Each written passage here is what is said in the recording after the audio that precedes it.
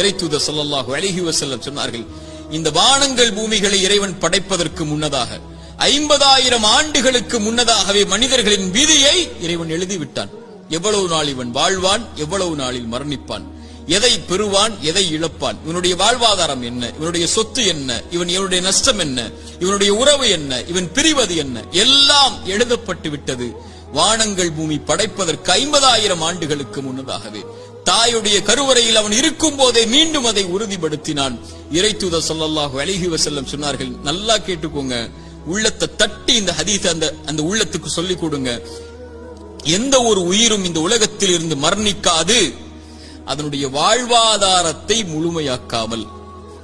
சுப்ஹானல்லாஹ், மீண்டும் சொல்கிறேன், எந்த ஒரு உயிரும் இந்த உலகத்தில் இருந்து மரணிக்காது அதனுடைய வாழ்வாதாரத்தை முழுமையாக்காமல்.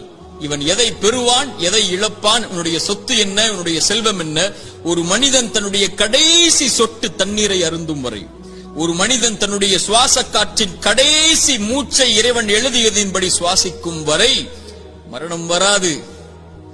ஏன் பயப்படுகிறாய் எதிர்காலத்தை பற்றி? இது எழுதப்பட்டு விட்டது உன்னுடைய வாழ்வாதாரம். எதை பெறுவாய் என்று, எதை இழப்பாய் என்று, நீ செய்ய வேண்டியதெல்லாம் அதை நோக்கி நகர வேண்டியது மட்டும்தான். சோகம் வந்துவிட்டால், கவலை வந்துவிட்டால், இழப்பு வந்துவிட்டால், பிரிவு வந்துவிட்டால், இருட்டு அறையில் உட்கார்ந்து கொண்டு கண்ணீர் வடிப்பதை விட கிளம்பி செல் வெளிச்சத்தை நோக்கி. உனக்கு பெற இருக்கின்ற அதிசயங்கள் ஏராளம் உன்னுடைய எதிர்காலத்தில். அதை நோக்கி செல் என்பதுதான் இறைவனும் இறைத்தூதரும் நமக்கு காட்டக்கூடிய வழி.